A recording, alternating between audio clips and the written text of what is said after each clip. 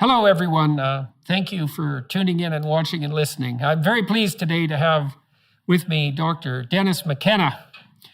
He's an American ethnopharmacologist, lecturer, and author. He is a founding board member and director of ethnopharmacology at Hefter Research Institute, a nonprofit organization dedicated to the use and the exploration of psychedelic medicines. Dr. McKenna received his PhD from the University of British Columbia and worked as a postdoc at the National Institute of Mental Health and at Stanford. He is the brother of Terence McKenna, who believed that the human relationship with psychedelic plants played a major role in our cognitive and social evolution. He was a very well-known figure to denizens of the modern psychedelic movement. Dr. McKenna and I first met some years ago, 2016, in Toronto at a conference hosted by Mind Matters at the University of Toronto, where we shared our views on the potential significance of altered states of consciousness. It's really good to see you again, Dennis. Thanks very much for agreeing to do this podcast. Thank you so much, Dr. Peterson. It's a pleasure to be invited. I'm very happy to be here. It's nice to see you again after 8 years. So neither you nor I were famous at that time. Now you're quite famous and I'm a little more well-known. So time passes. Yeah, well, it's very good to see you. So tell me what you're up to recently. As you said, we haven't spoken for a number of years. So what are you busy doing now? Well, basically, so I immigrated to Canada in 2019. And I left academia. I left the University of Minnesota, immigrated up here with my wife, and I started a nonprofit called the McKenna Academy for Natural Philosophy. And originally it was incorporated here in Canada, but then we dissolved that and incorporated in the States because it made more sense. And the McKenna Academy for Natural Philosophy is basically devoted to education, as you can tell by the name, primarily about psychedelics and plant medicines. Originally, our vision for it was to do retreats and conferences and that sort of thing. But in 2020, COVID came along and kind of put a spike in that. So the last actual physical conference we did before COVID was in 2019 in South America. We did a mystery school retreat with my friend Alexandre Tanu, who is an ethnomusicologist. There's that ethno term again. And then we did a lot of online events. We offered a 6-week-long ethnobotany course in collaboration with the Organization for Tropical Studies. In this year, we did our first physical conference since COVID in the UK. That was called ESPD 55, which is ESPD stands for the Ethnopharmacologic Search for Psychoactive Drugs. And 55 it was the 55th anniversary of the original conference, which was sponsored by the National Institute of Mental Health in 1967. And I actually did an ESPD 50 in 2017, but that was before the McKenna Academy was formed. So we did these two, and people can look at espd55.com. It's open access and see what we talked about. It was very well received. It was at this beautiful venue in Yorkshire and in Dorset, I guess it was. And it was very well received, and we had 37 speakers covering a whole range of topics related to this general topic of the ethnopharmacologic search for psychoactive drugs. So that's what I've been doing, Jordan, basically working through the academy and doing that sort of thing. maybe we could let everybody watching and listening know a little bit more about what ethnobotany is exactly. Sure. So could you elaborate on that? Sure. Well, ethnopharmacology is how I like to term it. So ethnopharmacology has a kind of formal definition if you want to get down in the weeds with it. But I kind of like the formal definition for a couple of reasons. Ethnopharmacology is the interdisciplinary scientific investigation of biologically active substances used or observed by humans in traditional societies. So it's a kind of a, you might say, tortured definition, but there's a reason for that. For one thing, its study is not confined to plants. It includes fungi and anything that may have biologically active substances. It's not necessarily about medicines. For example, arrow poisons are certainly within the purview of the study of ethnopharmacology, or any kind of biologically active substances, fish poisons, this kind of thing. Would be subjects for ethnopharmacology, but usually it's medicinal plants and not necessarily psychoactive. And it also, it's important to note that this is really about indigenous societies, not what we call developed societies, developed nations, or whatever. Because if it was under that definition, everything would be ethnopharmacology. The two terms, ethno is people and pharmacology is pharmacology, the study of drugs and their actions. But so this sort of, elaborate definition kind of ticks all the boxes, if you will.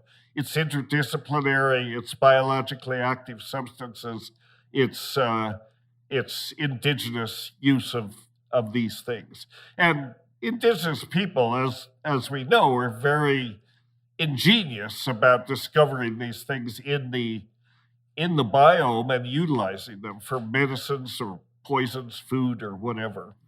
Right. So you're one of a number of researchers who's going out to, let's say, pre-scientific locales or peoples and finding out what they know traditionally before their culture is lost, so that we can pull that knowledge into the broader scientific domain and associate it with what we already know, and also preserve it and hopefully extend it if we're fortunate. That's exactly right. That's exactly right.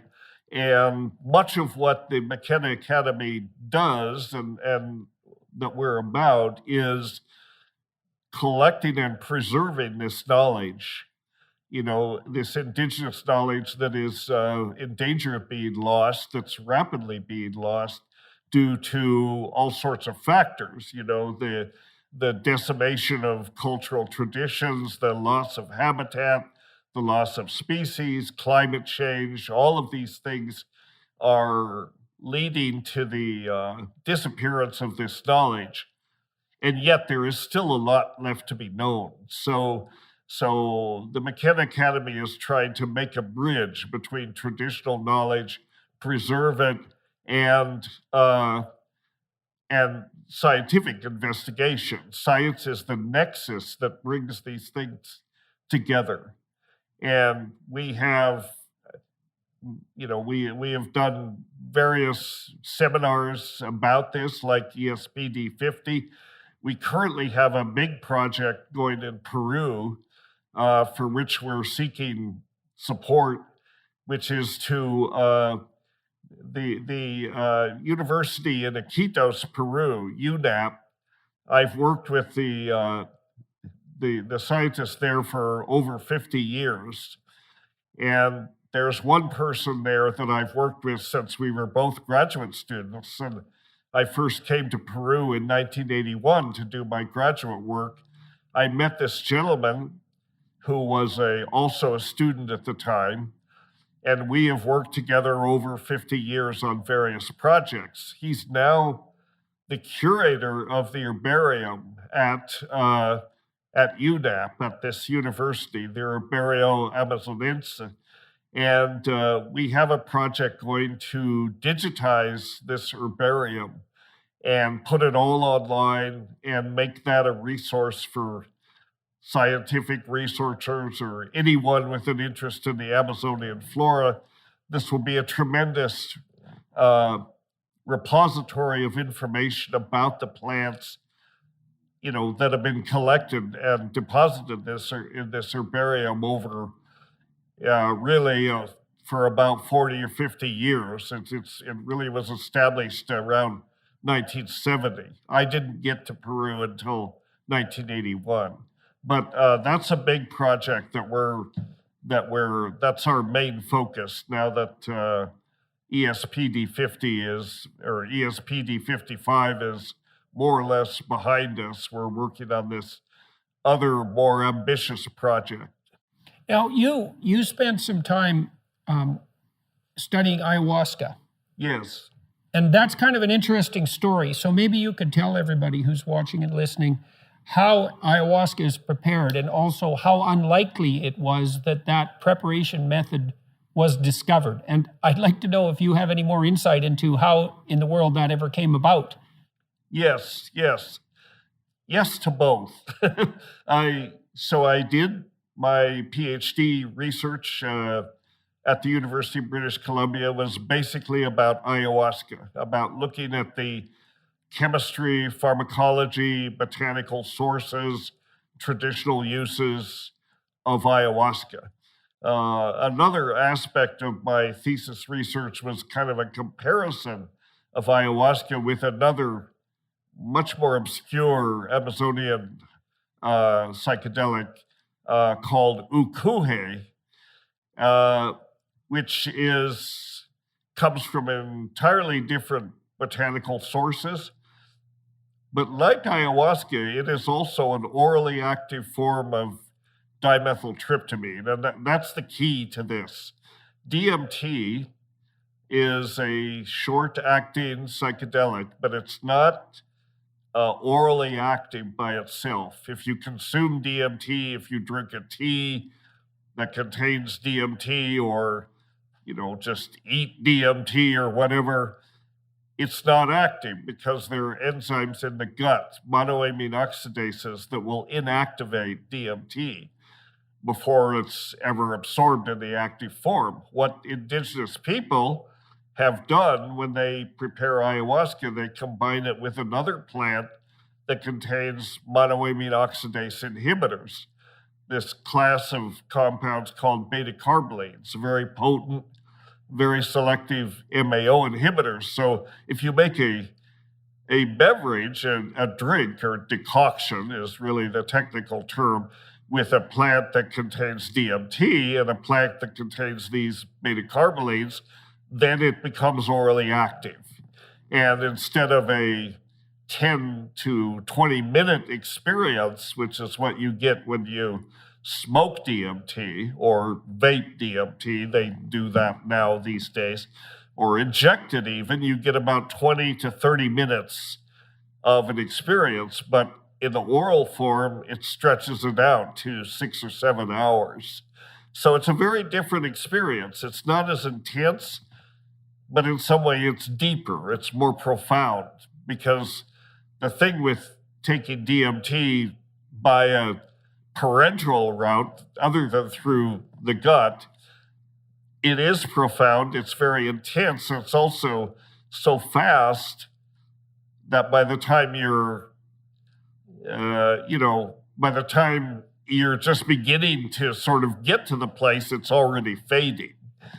So you come back with not a lot of information, a kind of a sense of astonishment, but not a lot of hard data. So the idea of ayahuasca is you get to spend more time in that place, in that altered state, and there's a chance to learn more. Now, how did this come about? The question always comes up. How did these indigenous people figure out this combination? One plant containing beta-carbolines and another containing DMT. Out of the 80,000 or so species in the Amazon, how did they stumble on this one combination? Was it trial and error, or how? If you talk to the people, they will say, well, the plants told us, but to a Western scientist, this doesn't make a lot of sense. The plants told you?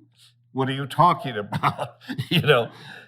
Actually, I think the real story is a little more prosaic, in a sense that in our ESPD 50 conference, we had an anthropologist, Dr. Manolo Torres, who presented on this.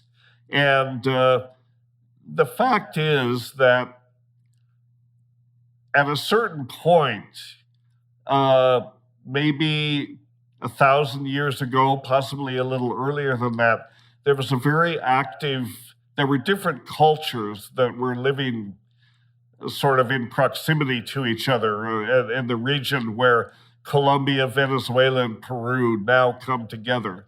These cultures were very experimentally oriented toward plants. They had shamanic traditions, and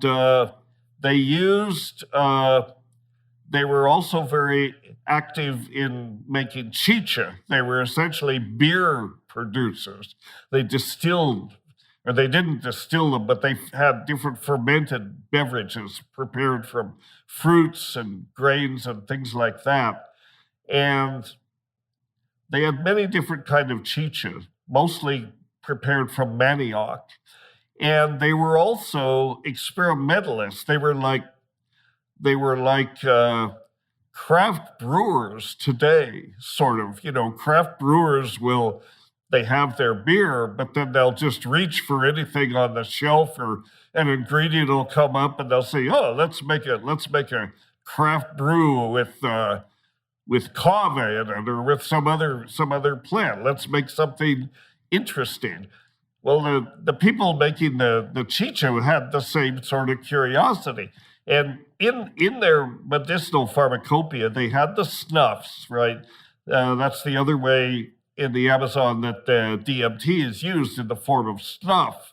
And they had these snuffs. They had these antidanthera snuffs, which don't require MAO inhibitors because you take them, as a snuff.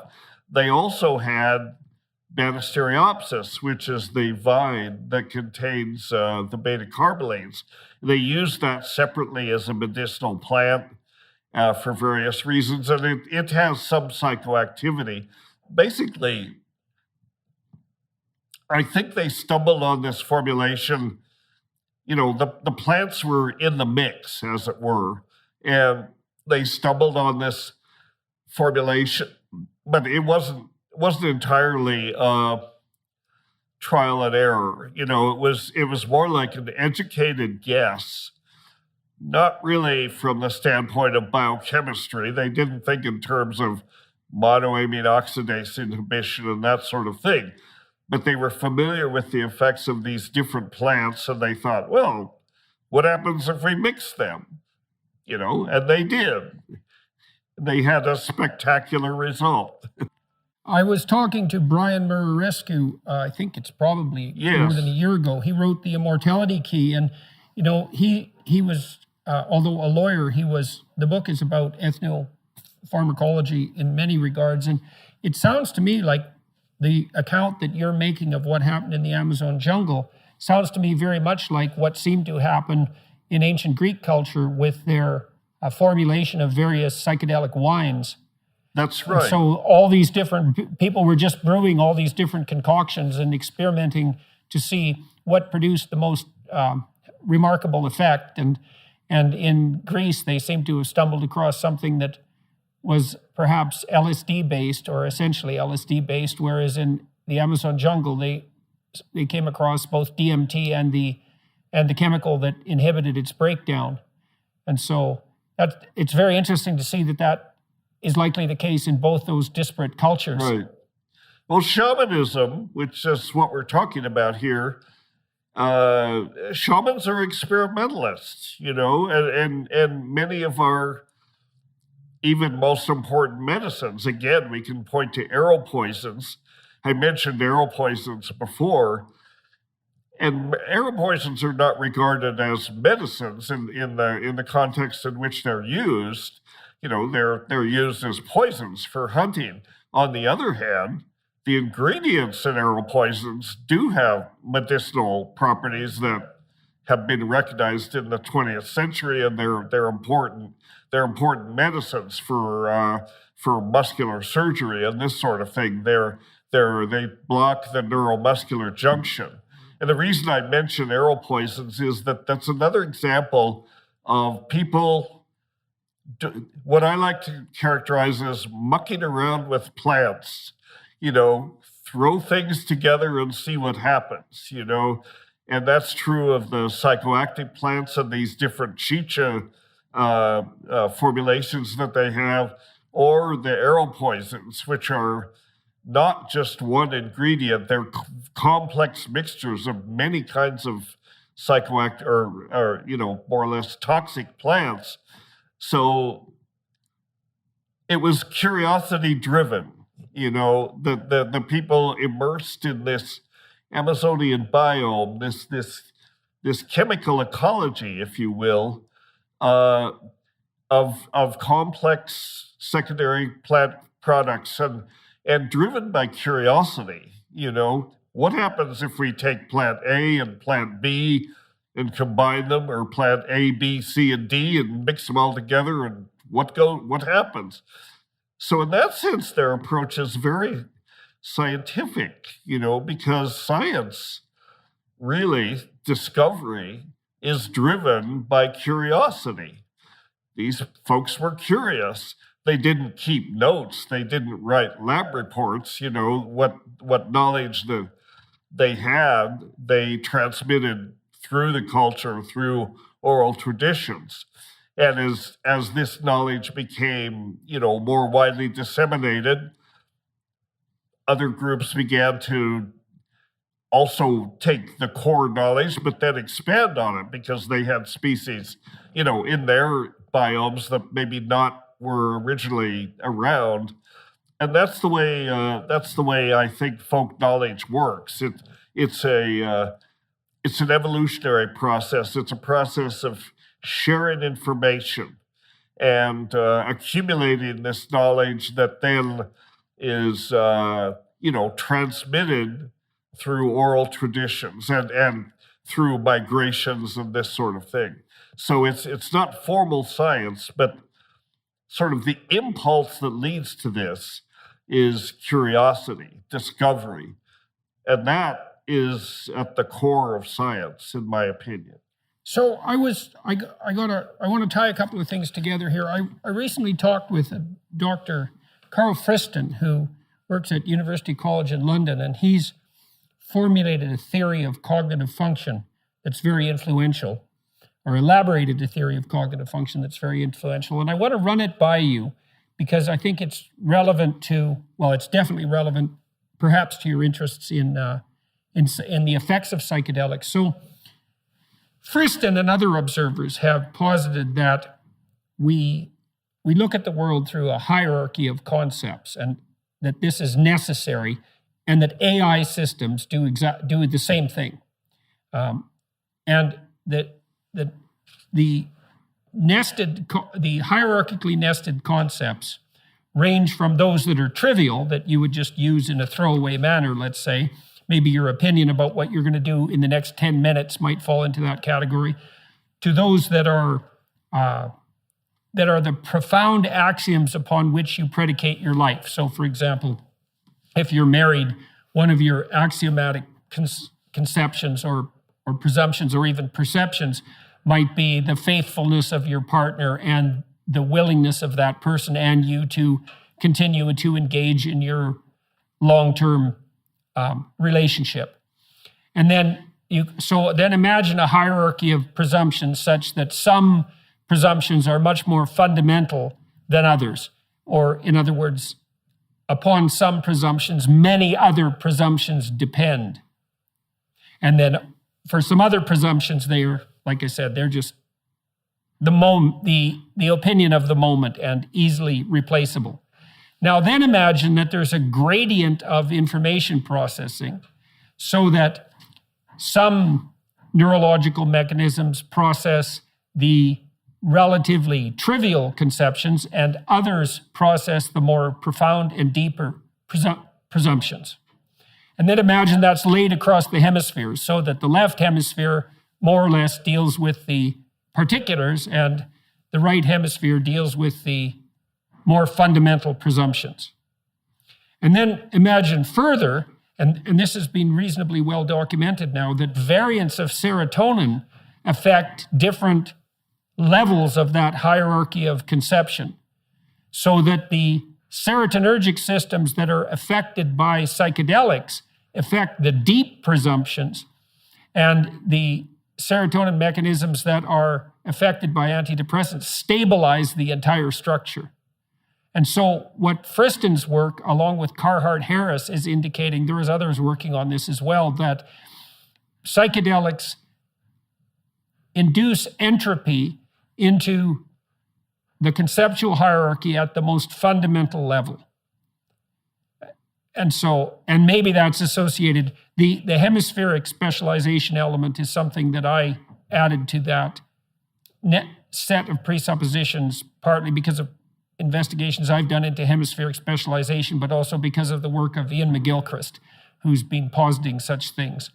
And so it looks like the psychedelics affect systems that are naturally affected by high levels of stress, because when you're extremely stressed, maybe that's a time to revisit some of your fundamental presumptions, because something has gone wrong in your life so that you're fundamentally stressed. And so in some sense, what the psychedelics seem to do is mimic the process of revolutionary cognitive adaptation. Okay, so that's only half the question. But then I have another question, though, and that all strikes me as highly plausible, except for one thing. And this is a stumbling block for me, and maybe you can shed some light on it. I know this is a complicated question, but I read Rick Strassman's book, The Spirit Molecule, after meeting you, I believe, and I know Dr. Strassman, who's a pretty, let's say, mainstream psychiatrist, was quite shocked, to put it mildly, by what his research subjects were reporting as a consequence of being administered DMT. They would report being shot out of their body and then going to other places and encountering what were essentially alien beings of one form or another. And when Strassman would suggest to such people that this was like a dream, or maybe they were encountering something akin to a Jungian archetype, they would say, no, you don't understand, this was more real than being there, than being in reality itself.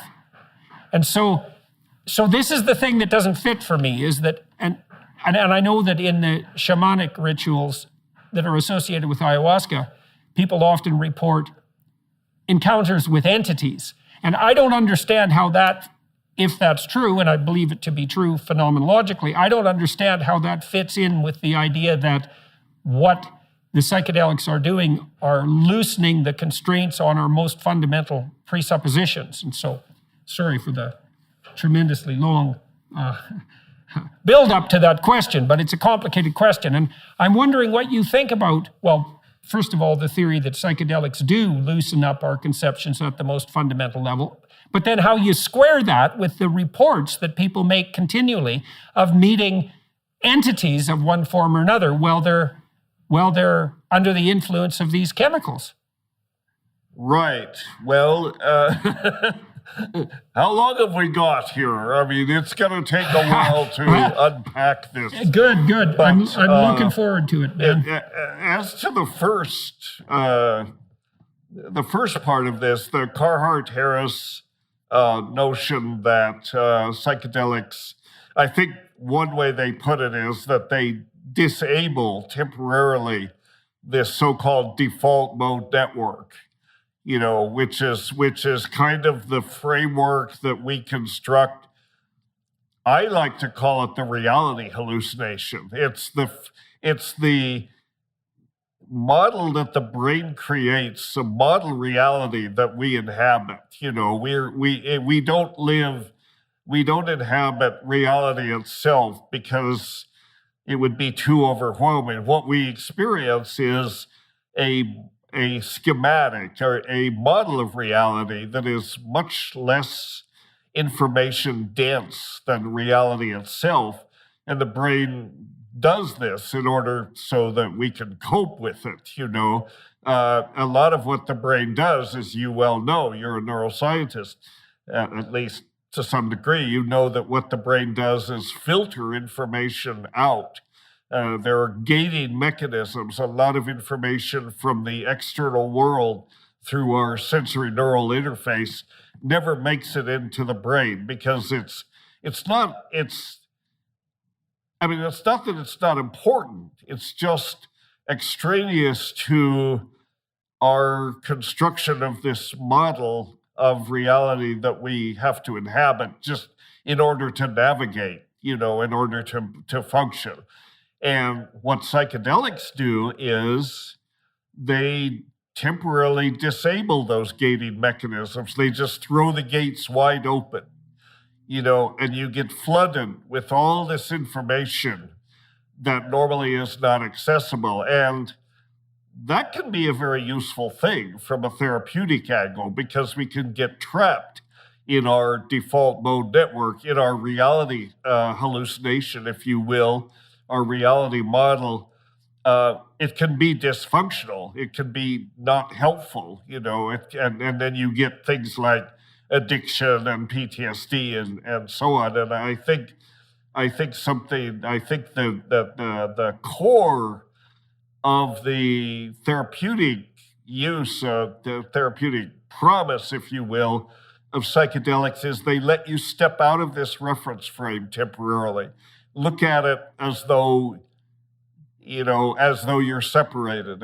And it helps give you insights as to, your existential situation. So it enables you to look at trauma or addiction or depression or things like that from a different angle, a different perspective that normally we can't because we're trapped inside this default mode network framework. And I think that's helpful, and I think that lets you re-engineer it in a certain way. And this is actually reflected on the neurological level because we know that psilocybin, things like this can actually lead to changes in neural architecture and connectivity and all of these things. Neuroplasticity is the sort of overarching term for this.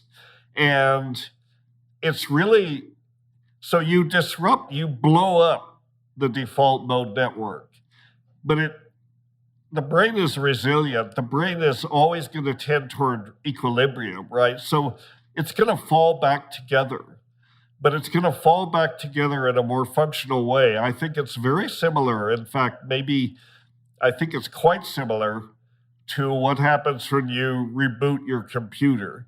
You get this big reset, essentially, and it comes back together, but it works more efficiently because you purged all the kludge out of it that builds up in this system. And in that sense, it's very much like sort of purging your computer. When you reset it, you get rid of all that stuff, and it works more efficiently. So that's important, I think, for the therapeutic. That's really the therapeutic promise.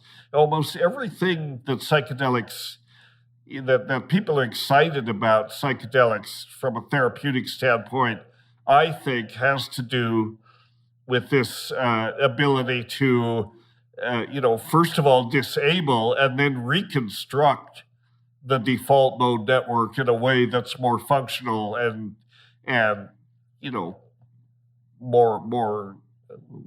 simply in a way that's more functional, less dysfunctional. So I think that's what's going on.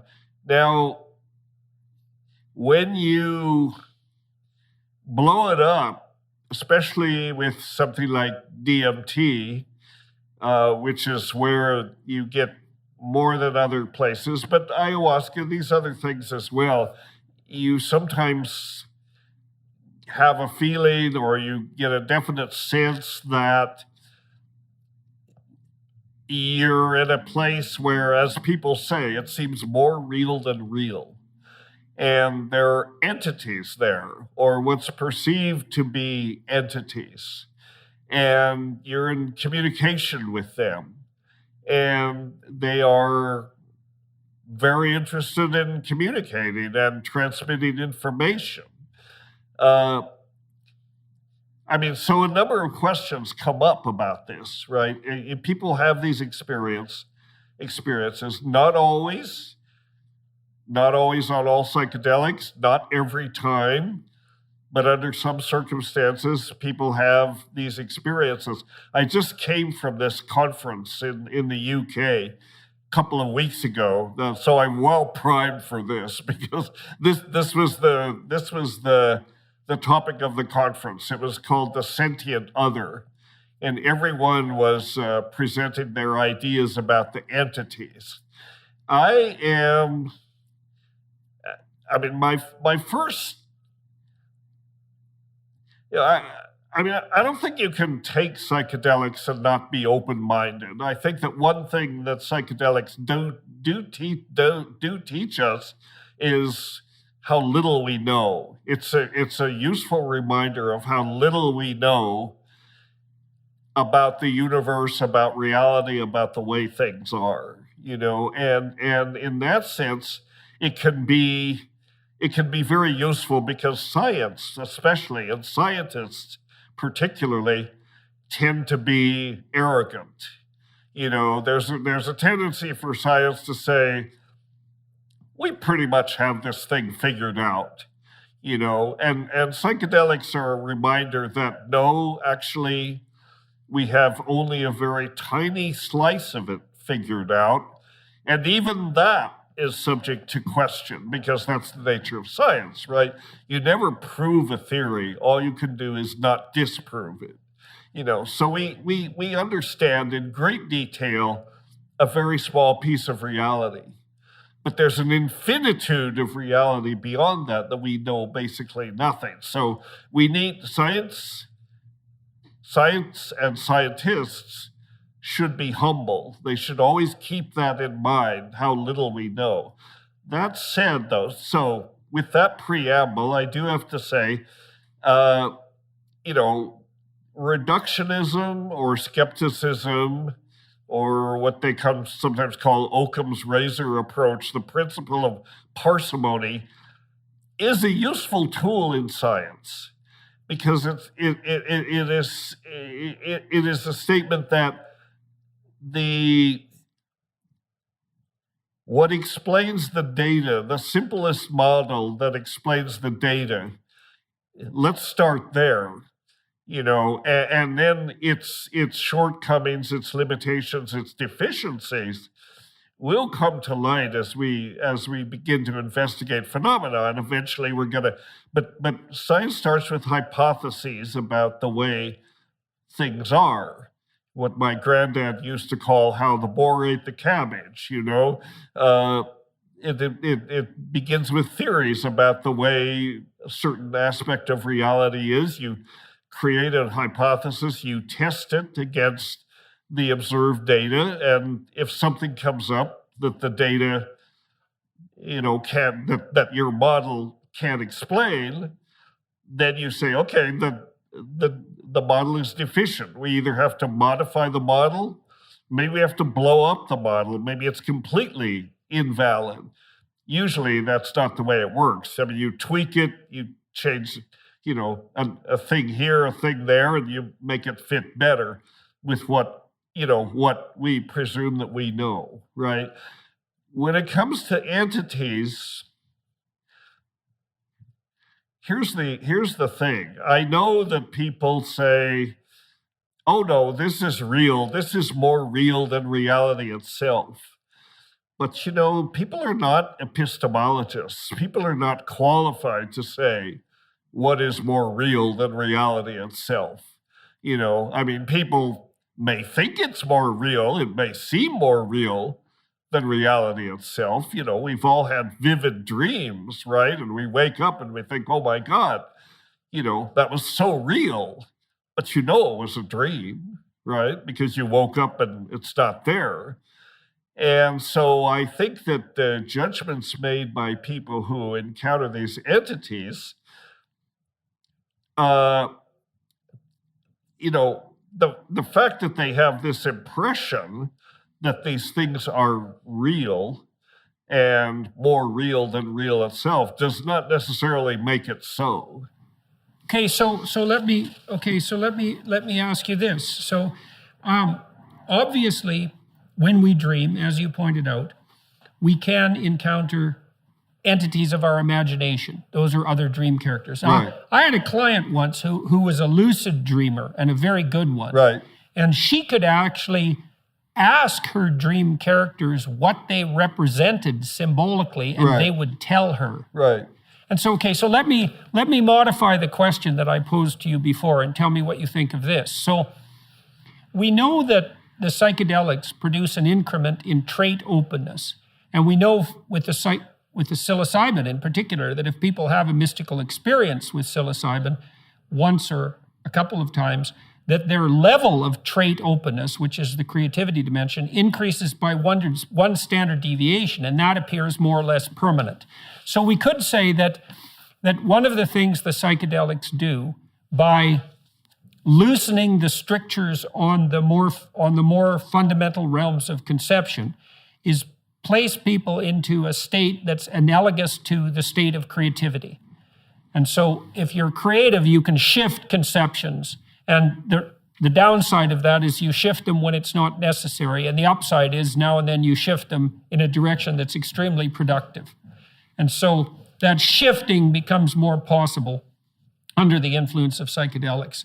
And then we could say that, well, it's possible that one of the sources of creativity might be the capacity of the human imagination to generate fictional personalities. We do that in dreams. Obviously, your brain is, we would say, your brain is producing these fictional characters that have many of the attributes of real characters. When you dream, you can see them, you can hear them, you can interact with them. You don't have immediate access to their contents of consciousness. They seem like autonomous beings.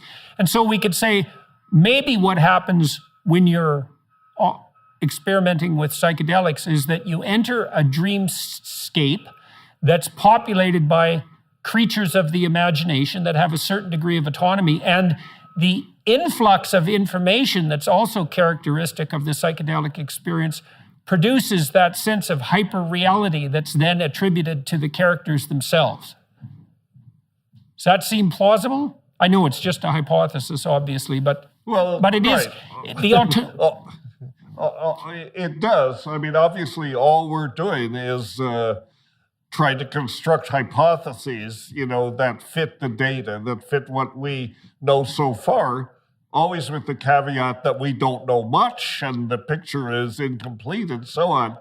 But here's the thing. I think, the question perpetually that comes up with these entities is you encounter these entities in the psychedelic state, and then the question is, are they real? But I think you have to step back from that, and first of all, you have to say, well, what do you mean by real? Well, yeah, that's a problem, man. Yeah, that's a big problem. My sort of default position is anything that you experience is real. It's real because it can be experienced, but is it originate within? Is it come from the collective unconscious? Does it come from out there in some other dimension? And do these terms even make sense? I mean, you just get into an epistemological mess, because how can you even posit there is an outside? I mean, one thing that psychedelics do is they teach you it's all one. There's no separation between the self and the cosmos at large and all that. So it's like it's a non-starter. It's a zero-sum game to maybe it's more useful to say rather than to say, are they real?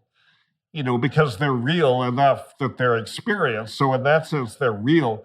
Whether they're inside or outside, originate from the self or some other dimension, maybe the question we should ask is the information that they transmit useful? Can we learn from it? Can it teach us something that we could not otherwise know? And that seems to me potentially a more useful question. And my brother was all about this. Like he would take high doses of mushrooms, by himself, and in total darkness. That was his formula. Heroic doses in total darkness, and he would have these dialogues, these conversations with these entities, and it was all about, how do I know you're real? Or more like, can you tell me something that I cannot possibly know? And if you do that, I'll know you're real. And they would say, well, we don't care if you think we're real or not, But and then again, how do you define something that you can't possibly know? And if they say, you can say, give me, the square root of a large number, and if it comes back and it turns out it's correct, as trivial as that is, that would demonstrate that it was real information they're giving to you, but it still doesn't really. No, and there are mathematical geniuses who can do that. Yeah. Yeah. Well, okay. So let me push on that a little bit. Everything that you said so far seems to me to be rock solid. So with regards to these entities again, I was reminded of two things. Carl Jung spent years talking to entities of his imagination, documenting that in books like the Red Book. He made that a visionary practice and had illuminating conversations with specters of his own imagination. But of course, he also believed that there was a collective element to those. And so you might say that, well, to the degree, for example, that we're each inhabited by dark impulses, we might say, well, we're each prey to the same demonic forces. That's one way of thinking about it. And they're the same, and they're transpersonal, and they exist to some degree cross-culturally, and they span time. And so these creatures of imagination can have histories and can inhabit us in some real sense, and they can do that collectively. And then, so that complicates things tremendously. But then I would also ask, in your investigations, your long-term investigations of multiple ayahuasca experiences across different people, are there any commonalities of entities that strike you as particularly significant? I know people talk about clown figures, for example, mechanical clowns in the DMT state, and elf machines and this sort elves. of thing. Yeah, exactly. The elf machines. And of course, that's complicated too, because once one person starts talking about it, that might increase the probability that other people would experience it. But have you seen commonalities of entity experience that would suggest the existence of something that is at least transpersonal, even though it might also still be subjective, whatever that means in such a context? Yes. I have, and I think this exists in these shamanic traditions, and the ayahuasca is a particularly good example of that. And again, I have not seen anything that convinces me. I'm basically a Jungian, so I believe in the collective unconscious as this, it's a good model, this transpersonal realm of shared archetypes and all that, and then there's the individual unconscious. I haven't seen anything in the reports of the psychonauts that would not fit into that model, that says, oh, well, this doesn't really fit. This is outside that model, and so that model's not valid. I haven't seen that. I think that it is.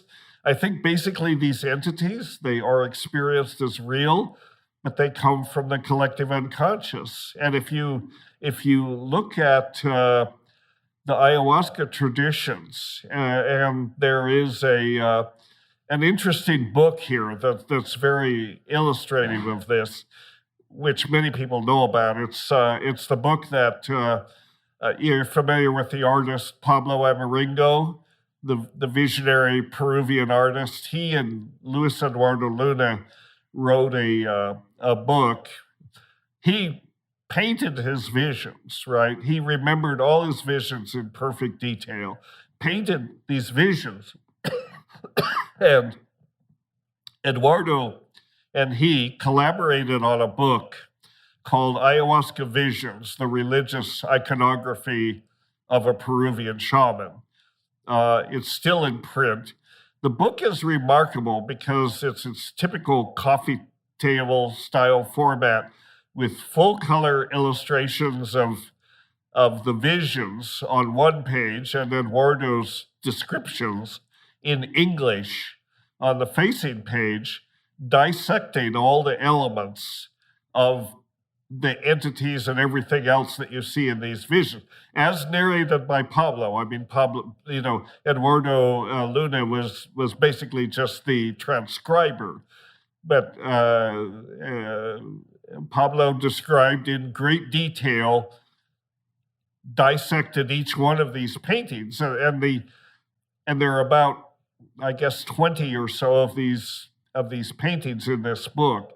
And it's basically a course in vegetalismo. It's talking about vegetalismo, this practice, which is really an amalgam of many indigenous traditions and kind of mushed together into a mestizo tradition. But he describes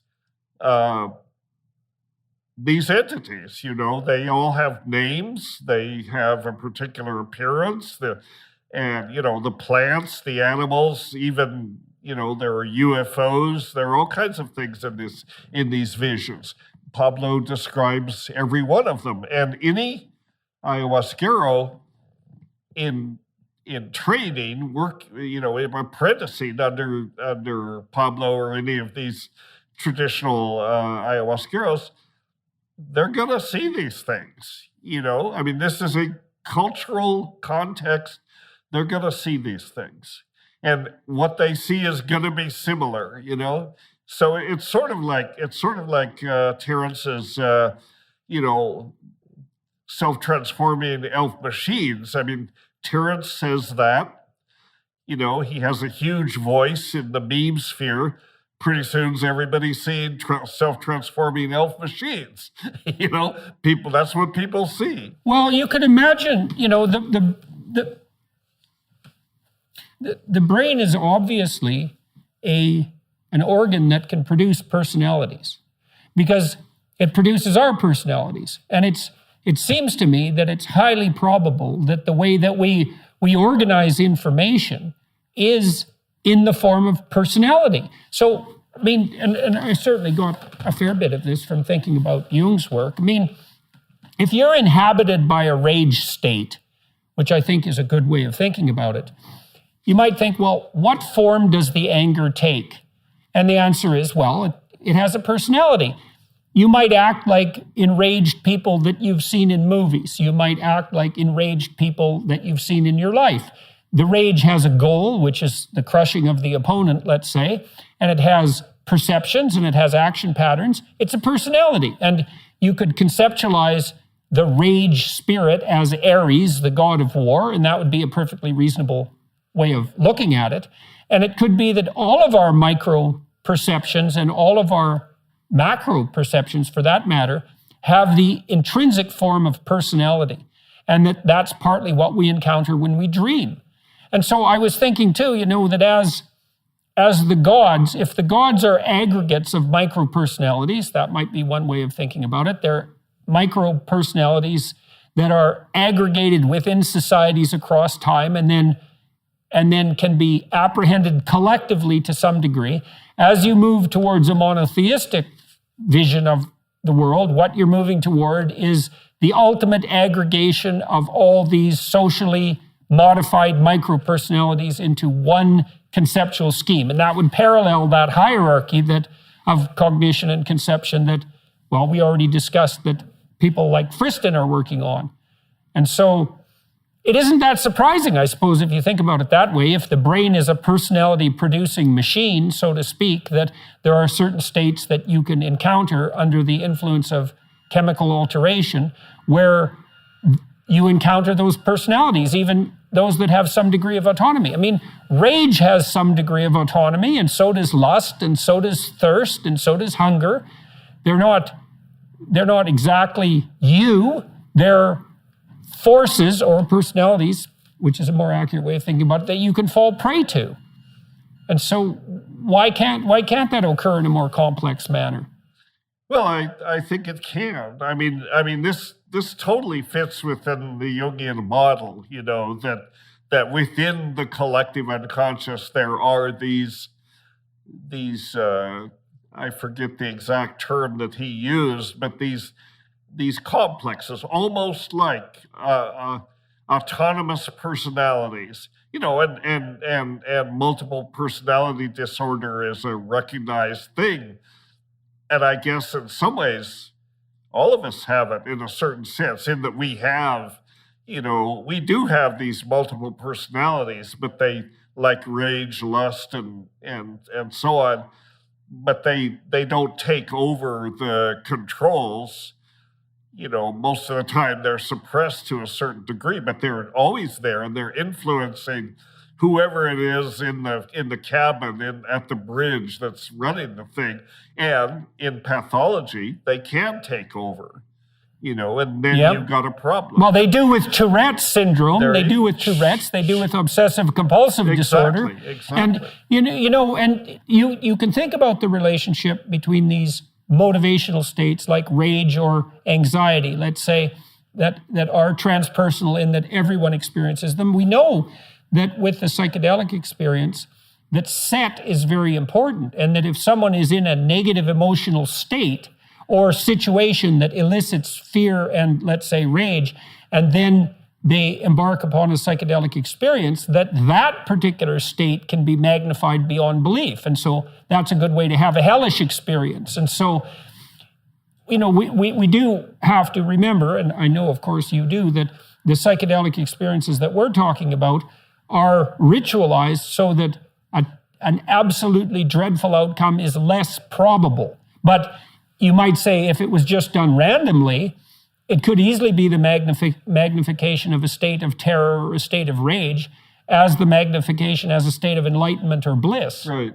So this is the importance of the ritual context. This is exactly that. What these traditions have grown around is the idea that there needs to be an appropriate set and setting. There needs to be an appropriate set, the most important variable, certainly. And, I sometimes say in my talks, I say ayahuasca is a liquid. Ayahuasca will fill any vessel you create for it, and hopefully the vessel is appropriate to foster a positive experience and insights and all that. But we know that it's not always that way. We know that, again, like with any spiritual tradition where you're finding, where you're dealing with powerful spiritual forces, there are always bad apples. There are bad shaman. There are bad shaman who's don't have your best interests at heart. And there's a term for it in ayahuasca. It's called brujeria. I mean, basically witches or sorcerers. They have this understanding. These people are power freaks. They want control over other people. And they'll often, use ayahuasca that way. They'll often, spike their ayahuasca with datura, with brugmansia, which is a drug that, basically renders people both delirious and confused, but also very suggestible. And it's used as a date rape drug and things like that. Some, bad shamans will put that stuff into ayahuasca. So you want to be careful. There is no there's no good housekeeping seal for ayahuasqueros. You want to be careful who you get mixed up with. Right. Well, the same thing applies when you're looking for a psychotherapist. I mean, and in terms of the importance of set in relationship to positive transformation, I mean, Carl Rogers tried to lay out some of the preconditions for successful psychotherapy. And so I'll just run through those because they're very much akin to the manner in which the stage needs to be set for a positive psychedelic experience. So Rogers, essentially, I'm paraphrasing, but it's okay. So first of all, the person who's coming to psychotherapy has to want to change. It has to be voluntary. And that's actually something that's been hammered home by now generations of psychotherapeutic practitioners, regardless of their theoretical school, that voluntary exposure to information that might have a transformative quality, so that can be threatening, voluntary exposure is redemptive. It has to be voluntary. So you have to want to change. And then if you come to psychotherapy, for it to work, it has to be embarked on in a spirit of mutual trust. And so there's some courage there on both the part of the practitioner and the client. And then you also have to swear or vow, in some sense, to engage in truthful exploration and dialogue. And so you have to admit you have a problem, so there's a certain humility there. You have to be willing to learn and change. You have to engage in truthful exploration and dialogue, and you have to be aiming for improvement. And if all of those things are there, then, well, in principle, the psychotherapeutic process can begin. And you might say, well, if all those things are there, then learning itself can begin. And it might be that the set that is being established at the beginning of a psychedelic experience is just precisely akin to establishing the preconditions for learning and personality expansion itself. Because, in this conversation, you and I, well, look, we're sitting here, we're kind of relaxed, we trust each other for a variety of different reasons. We've met before, but I know of your reputation scientifically, and I trust your work, and so we can embark on a creative dialogue that's hypothetically mutually redemptive, because we're both going to learn something, and we can bring everyone else along for the ride. And I don't really see that as any different in some fundamental sense than establishing the proper set for a psychedelic experience or the proper preconditions for any relationship, including a therapeutic relationship. Right.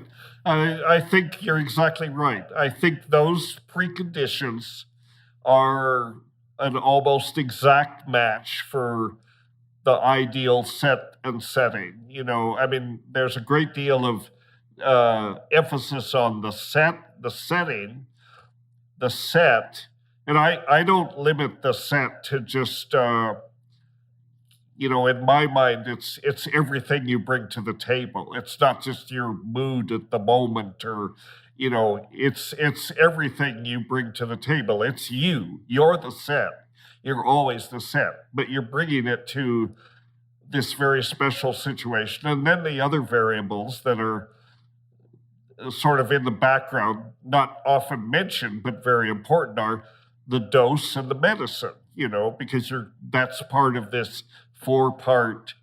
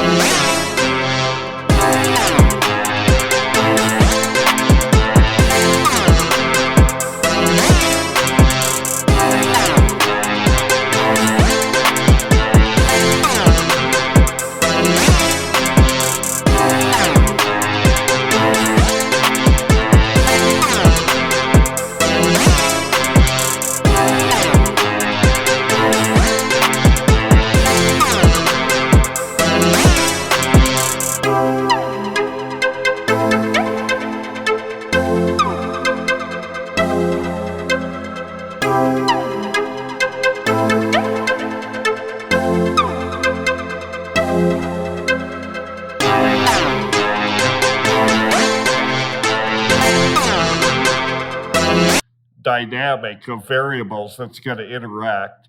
And the most important thing about a therapeutic psychedelic session, really, like you say, it applies to any therapeutic session. It's number one, a safe setting, a setting where you feel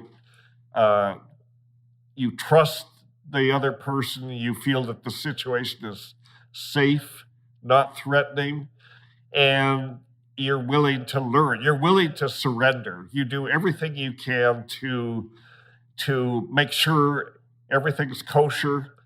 And then at the critical moment, you just have to let go, because that's an important thing. You have to say, okay, let go. I mean, it's kind of like jumping off a cliff or out of a plane.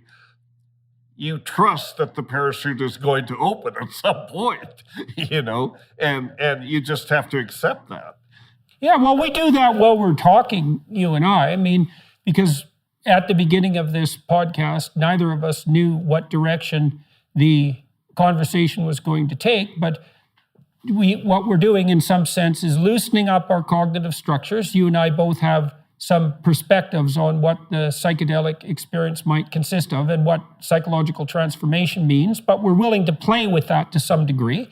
And so we're willing to open ourselves up to the transformative process that obtains during the course of what we try to make into a genuine dialogue. And so, I do see that as essentially exactly the same thing. And I think you can think about it in terms of classical virtue in some sense. So what you want to do is bring an attitude of humility and courageous trust to the situation. And the humility would be, well, good as I am, I probably still have a few things to learn. And the courageous trust is, well, if we undertake the process correctly, then the information that will be generated will actually be of benefit to everyone involved. But that's a statement of faith in some sense, right? Because you don't know that to begin with. But then it's faith in the dialogue, essentially. And I don't see that. I don't see that as being particularly different in the psychedelic situation. No, I don't either. It's exaggerated and intensified. Exactly. What have you made of the research that's being conducted in the labs by Roland Griffith and his crew? Well, I mean, obviously it's groundbreaking, and Roland and his colleagues are, they have set the bar very high, and they're the pioneers for sure. And everyone else is kind of following along from that. I think that they have, particularly in their work with end-of-life anxiety and this sort of thing, I mean, I think that's setting new paradigms for medicine. And it's addressing a really important deficit in medicine, right? Because medicine, the way it's practiced, biomedicine, I sort of make a distinction there from, say, alternative complementary medicine. But biomedicine is about preventing people from dying, right? And they will go to great lengths to keep people alive, maybe to, like in certain, like cancer therapy and this sort of thing, maybe going too far to keep people alive. It's like survival at all costs. Medicine needs to face the fact that everybody dies. Sooner or later, the therapy is going to fail, no matter what it is. But to view it as a failure is an incorrect perception. At a certain point, you have to reach a point where you say, this patient, this person is not going to live. Rather than focus on keeping them alive at all costs, let's think about giving them a peaceful death, facilitating a beautiful death.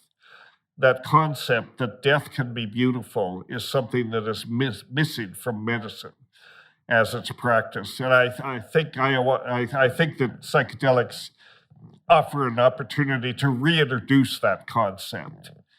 you know. Right. So just to review for people who are listening, so Roland Griffiths, who conducts psilocybin research at Johns Hopkins and is a very solid scientist, to say the least, has produced studies showing that with patients who have a terminal prognosis of cancer, that a mystical experience induced by psilocybin can produce a profound reduction in mortality-related anxiety.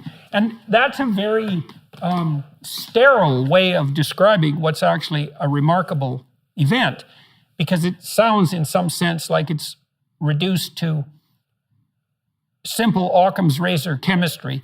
You give people a dose of psilocybin and they're less anxious. It's like, that isn't what's happening. What's happening, and we don't know the details of what's happening. What's happening is that, imagine that one of the canonical fears that people bring to life existentially is fear of suffering and mortality. I mean, that and public humiliation and excommunication are probably the two big classes of fears. So we'll say fear of mortal suffering. And then a mystical experience undertaken under the appropriate circumstances can reduce the fear of mortal suffering itself under the most dire circumstances. And the dire circumstances would be when directly confronted with the inevitability of mortality and suffering. And so, but I haven't been able to gather much information on exactly how the transformation that's induced by the psychedelic substance actually makes itself manifest, because that has to be a very fundamental cognitive and perceptual retooling to be much more sanguine in the face of death itself. Very big things are shifting underneath the surface. And so, do you have any sense, with your vast experience in such domains, do you have any experience or any sense of what it is that shifts? Yeah, I do. I think, again, it goes back to this, what we were talking about before, about stepping outside your cognitive reference frame, stepping outside your default mode framework, whatever that might be, giving you a chance to look at death as you might look at any problem that you have, anxiety or trauma or whatever. Look at it from a different perspective. And what has impressed me about the reports of people who have had this end-of-life therapy with psilocybin, what seems to be the therapeutic, what is most beneficial for them is they come away from the experience and they're not preoccupied with death anymore. You know, they're not looking ahead to this moment of dying. You know, they know it's out there, but their attitude is, well, wait a minute, I'm alive now. You know, I'm alive at this moment. I see. Let's focus on that. Death is there, it will come. But I think that's tremendously helpful for them and anxiety relieving to say, let's just focus day to day on the moment, you know, being alive in the moment. And that relieves their anxiety greatly. And it's interesting, you know, that, you know, we don't evaluate, like many cancer drugs, chemotherapy and that sort of thing, they're evaluated, their effectiveness is based on how long did they prolong life? You know, did they live longer than would be expected if they didn't take this chemotherapy? Often, many of these things do extend life, but by the time you finally die, you're a wreck, you know, it destroys the body, you know. And it's interesting that nobody is claiming that psilocybin cures cancer, but it certainly can extend life, you know, beyond expectation. I mean, there's a woman up here that there's a movie out called Dosed 2, and I've been in this movie, part of it, called Dose 2, and she started out with terminal diagnosis of, I think it was colon cancer, liver cancer or something. She was told she would live about 6 months. That was 5 years ago. You know, she's had 2 psilocybin sessions. you would never think of this person as being sick. They don't appear to be sick. Her attitude is good. And, she knows she's dying, but she doesn't live every moment anticipating that. She's more about, she's living in the moment. And it's beautiful to see, because her family life, her relationship with her husband, her friends and all that, that's what she's enjoying, and she's having a good time. Everybody knows she's going to die sooner or later. They've stopped predicting. But then again, as you said, that's true of all of us to some degree. Of course, and the end can come at any moment, and to be preoccupied with that obviously can produce very counterproductive consequences. Well, so I just did a lecture series on the Sermon on the Mount for this Peterson Academy that we're putting together, online educational initiative. And I want to just run that by you for a second in relationship to what we just described. So as far as I can tell, the ethos in the Sermon on the Mount is quite straightforward. It's not party like there's no tomorrow, because the lilies of the field do not toil and do not spin. It's not a hippie ethos at all. It's certainly not tune in, turn on, and drop out. It's two parts. The first part is it's to love God with all your heart and soul. And that means to me, technically speaking, psychologically speaking, let's say, to do something like orient yourself as much as you possibly can to the highest good that you're capable of conceptualizing. And so, for example, when you're ensconced in a family and facing a mortal challenge, one of the higher goods that you might attend to is to make the most out of every moment that you have with the people that you love. And then once you're oriented in that direction, then to pay as much attention to the moment as possible, right? To let the day be sufficient. Let the troubles of the day be sufficient to the day. Say that. Sufficient unto the day are the troubles therein. It's an injunction to focus on the moment. And then you might say, well, there's a tremendous amount of information in the moment, a tremendous amount of redemptive information. And the more you pay attention to the moment, the more you open yourself up to what's, in some sense, the infinite complexity of the moment. And so you might say, if you orient yourself properly, and that would be a matter of getting the set right at all times, not just when you're preparing for a psychedelic experience. If you get the set right and you open yourself up to the moment, then you can find all the meaning that you need to immerse yourself in life in that moment. Exactly. And that's dependent on the intensity of your attention. Yeah, well, that's okay. So that's very useful, that conceptualization. So your sense is that it turns the insights, the mystical insights, turn people away from the precipice of death to the infinite possibility of the moment. Exactly. That fear of death might be one of those screens, in some sense, that are blocking or inhibiting the flow of redemptive information. And so the psychedelic experience obliterates that and says, remember what's right in front of you. Yeah. And the fear of death is, this is what the psychedelic experience helps diffuse, by refocusing on the moment. I am hopeful. I don't know if it will ever happen, but I think the next step in psilocybin or psychedelic therapy for the end of life, an interesting threshold could be crossed, if you will, if you could arrange this therapy so that the family members could also participate with the dying person. Can you imagine the dynamic that would engender?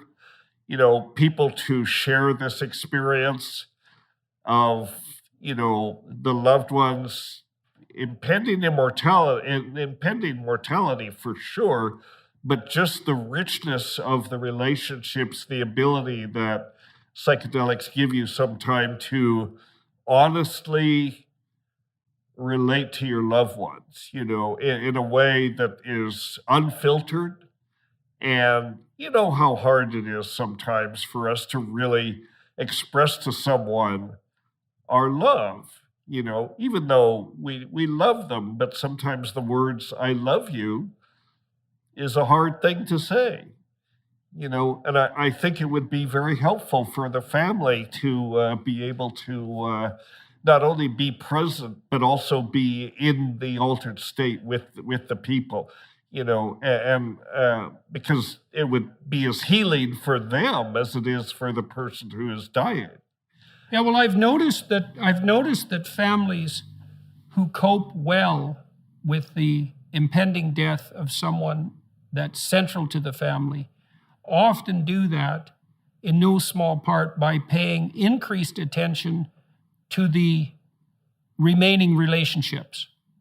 And so that as they lose one, they deepen the others, and sometimes, in some sense, as a consequence of that loss, right? And so that might be an analog to what you're describing. I guess the trick with a family would be to try to get the set of the entire family matched to the circumstance, because it is also the case that the stress that impending mortality can place a family within can also bring out the pathologies and divide people further. And so, but obviously that's a suboptimal situation. It's worth exploring. It's tricky territory. And again, I think if we look to the indigenous model, as probably something we should look at as a way to approach this, because they often do exactly this kind of thing, but they're, very much more about the collective and all that. So, it's just an idea. I mean, it'd be interesting if it could happen, Yeah, well, I don't think any experiments have been done yet on collective family experience of psychedelic transformation, for example. We haven't got that far in the scientific analysis of such things. Hard to get FDA approval for that, but it's worth attempting to do that, because I think that would again be a significant step toward creating this new paradigm around death, that medicine, that's a big deficit in medicine, this idea that death is inevitable, but death doesn't have to be terrible, and so that's the frontier. Hopefully that can be explored. So let me ask you about your plans for the future. So what looms on the horizon for you and your work at the moment? Well, right at the moment, my work is, I'm not really doing research in psychedelics anymore, and never really worked in the therapeutic area. I was always kind of a nuts and bolts guy, looking at the plants, the molecules, the pharmacology, and so on. Right now, what's occupying my time is this project in Iquitos with the herbarium. That's going to be a 2 to 5 year project. I need to raise somewhere between $5 and $10 million. I should mention that the McKenna Academy is a 501c3. We're happy to accept your money, and that's where we're gonna put our resources, as well as doing additional conferences in and retreats, to some degree. But our main focus is going to be this big project, and then we'll probably do another ESPD conference in a few years. But it takes a lot of effort to pull that off. So it would be fun to come to that. I wish you could come next time for sure. Yeah. You've been immersed in the psychedelic world for a very long time. What has been the consequences for you personally in terms of the way that you look at the world? And maybe we could say what's positive about what you've experienced? And are there things you regret or cautions that you would put forward as well? Well, no, you make choices in life, always you make choices, and every choice you make closes off other choices. Sometimes I look at my career and I wonder, I could have been a better academic. I could have had a more stellar career in academia and so on. But what drove me was curiosity. We get back to that original idea. What I was interested in, psychedelics emerged early in my life as the most interesting, not just the most interesting drug, but the most interesting thing on my radar.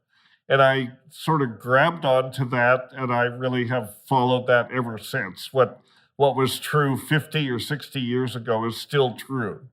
Psychedelics are the most interesting thing on my radar. So, but my era, my phase of doing active research on psychedelics and so on is probably over. And so now I just talk about it. and as a researcher, I am looking at what I can do to preserve Indigenous knowledge, preserve biodiversity, slow down the devastation of the Amazon. A very small part, really, of the total thing, but it's what I'm trying to do. I don't have any real regrets. I have, in fact, psychedelics have been an unallied blessing for me, in the sense that I've learned a lot, I feel like, from psychedelics, and the people I've encountered, and the experiences I've had along the way have all been rich, and really I cherish them. I mean, I'm getting to the point now. I will be 72 in December. Hopefully, I have some time left. I'm not ready to check out, but you never know. As you get older, you get different health problems crop up and so on, so you never really know how long. But whatever happens, I'm happy with the journey so far, and it's been marvelous, and I've been able to meet so many interesting people and go interesting places and meet people like you, for example, and just have these great conversations. So no regrets.